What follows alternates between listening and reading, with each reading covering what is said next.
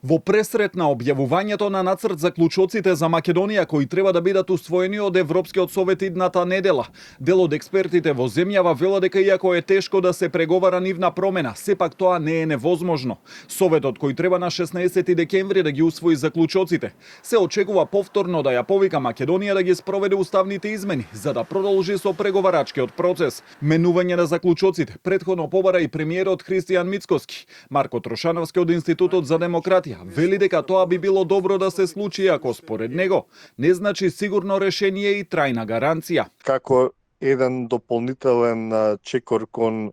одвојување на процесот на пристапување од билатерални барања за историја и идентитет, било одлично ако заклучоците се променат во таа насока, но повторно ќе велам треба и да размислуваме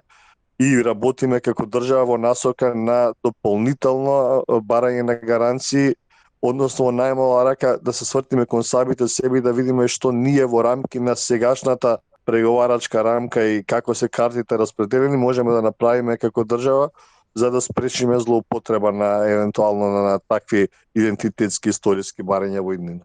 Но дека официјална Софија ќе прифати промена на заклучоците е нереално да се очекува. Според Трошановски, треба да се расчисти дилемата дали протоколот со кој е опфатена работата на историската комисија е дел од преговарачката рамка. Е дел од европските функционери, но и самите земји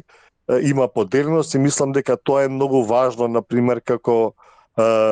дилема да се расчисти за понатаму, бидејќи сериозно ќе влијае на нашата потреба од гаранции, доколку можеме да